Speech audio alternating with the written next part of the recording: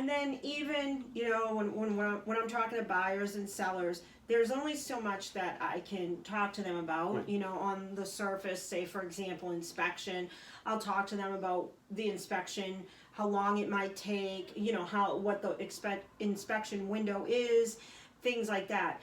But in terms of what you're obligated to do when inspections happen or when you waive inspections, what you're waiving in terms of your inspection, and maybe as a seller, when there is an inspection, what you might need to disclose, what are disclosure issues, when you Right. know things.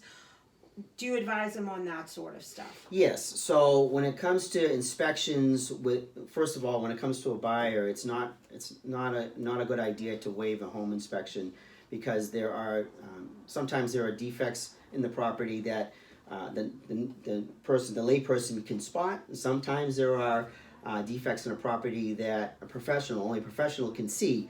A realtor is not a person that can inspect a piece of property, and once again, they're not supposed to be trying to advise a client on Sure. issues like that. No, a seasoned realtor like yourself is going to say, well, that looks like that might be this, but you probably Sure. want to have somebody, you'd say it. You Right. might want to have somebody come in and check that out. Sure. So it's not a good idea to waive contingencies, but at least knowing what you're waiving, because once you get into the contracts, once again, you're bound. Right. And so you're going to have an obligation. These contracts will bind you to perform, and if you don't perform, you get sued. You end up in front of a judge. Sure.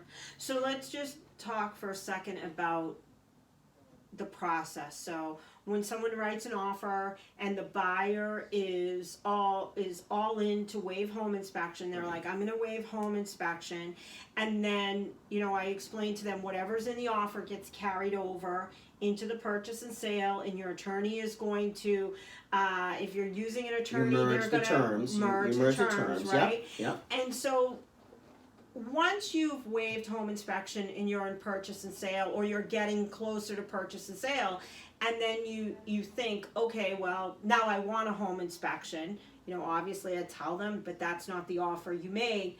But what would you advise? So say somebody they decide they want a home inspection a day before purchase and sale.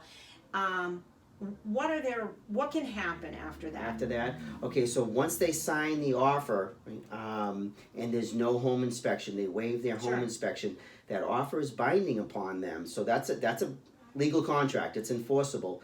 So if nothing else happened other than that offer form could be taken to court and enforced in a court of law as a contract. Right. So that's what I have to explain to the client at that point. Sure. You waived your right to inspect. Yep. What you could do at this point is I'll approach the other side and ask them in good faith if they will allow you to inspect the property and give you a contingency. They probably won't. Right. Right? And so at that point, your inspection is going to be for informational purposes only. Right. Just to keep yourself informed as to what you're buying. Now, if you discover a defect and there's a major problem, well, you may be bound. You Right. may have to move forward, even though you know that there is a Right. problem there, Right. because you waived your home inspection. Right. And so there's some surface level stuff that as a realtor I can talk to buyers and sellers about. Right.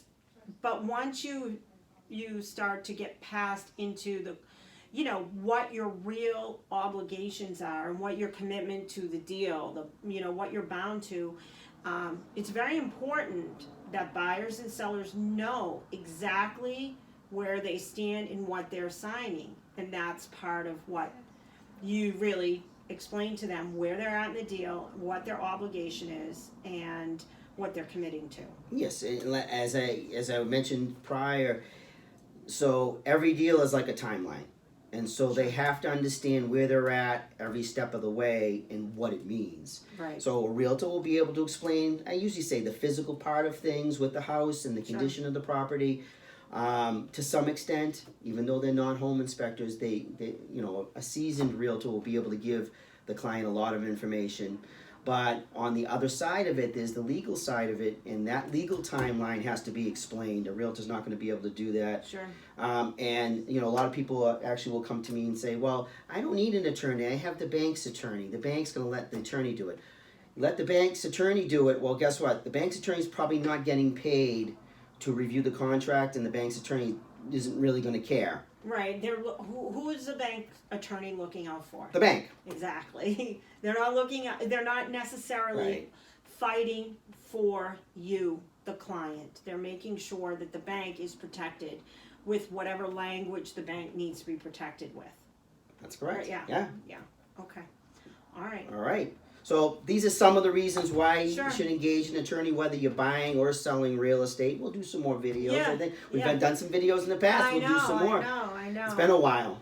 I always like to, I like when buyers are, particularly first-time home buyers, are using an attorney.